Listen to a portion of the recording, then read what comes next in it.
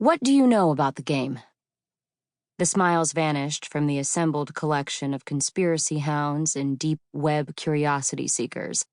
Their private conversations stopped mid-sentence, their phones quickly stashed into a variety of backpacks and pockets, each of them doing their best to look cool and disaffected while unconsciously leaning forward, ears straining, eyes bright with anxious anticipation. This was, after all, why they were here. This was what they came for, what they always came for. This was the thing they spoke about in inelegant, lengthy rambles in their first Tor browser web forum experience, the thing they'd first stumbled upon in a private subreddit or a deep web blog run by a lunatic specializing in underground conspiracies, both unusual and rare.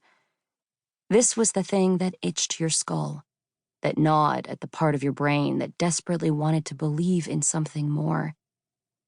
This was the thing that made you venture out in the middle of the night in the pouring rain to visit a pizza joint/video arcade that probably would have been condemned decades ago had anybody cared enough to inspect it. You came because this mysterious something felt different. This was that one inexplicable experience in your life. The UFO you and your cousin saw from that canoe on the lake that summer. The apparition you'd seen standing at the foot of your bed when you woke in the middle of the night on your 8th birthday. This was the electric shiver up your spine just after your older brother locked you in the basement and turned out the light. I know that it's supposed to be some kind of recruitment test. NSA? CIA, maybe? Said a young woman in her early 20s. She'd been here last week. She didn't ask any questions during that presentation, but after, in the parking lot, she'd stopped me and asked about fractals, and if I thought they might be related to sacred geometry. I did. Or the elaborate conspiracy work of John Lilly. I did not. She didn't ask me anything about the thing directly. It was always like this. Questions about the game were most often received as whispers online, or delivered in a crowd of like-minded conspiracy nuts in safe spaces like comic shops or the arcade.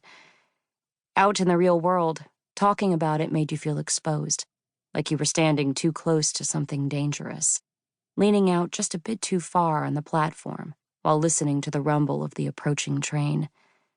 The game was the train. "Thousands of people have died while playing," said a thin, red-headed man in his early 30s. "There are a number of theories," I said. "And yes, some people do believe that there have been deaths related to the game." Why do you call it the game and not by its proper name? The woman who'd spoken was in a wheelchair. I'd seen her here a few times. She was dressed like a librarian from the 50s, glasses hanging around her neck on a beaded chain. Her name was Sally Berkman. She ran the most popular Dungeons & Dragons game in town, original advanced D&D. "Phones and all other electronics in the box," I said, ignoring Sally's question.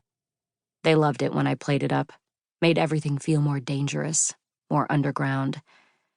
Everyone stepped forward and placed their phones, laptops, and whatever other electronics they had with them into a large cedar chest on the floor.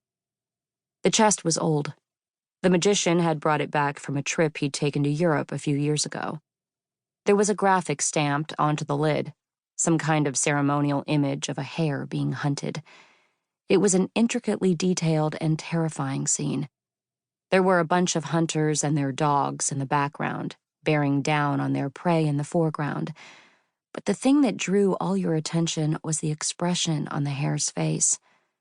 There was something dark and knowing about the way it stared out from the bottom of the image. Eyes wild and wide, mouth partly open. For some reason, the hare's expression always left me feeling more frightened for the hunters than the hunted. The chest looked like it had been manufactured sometime in the 1920s or 1930s. I always used it when I did these things. Its strange patina brought an authentic, old-timey conspiracy atmosphere to the ceremony.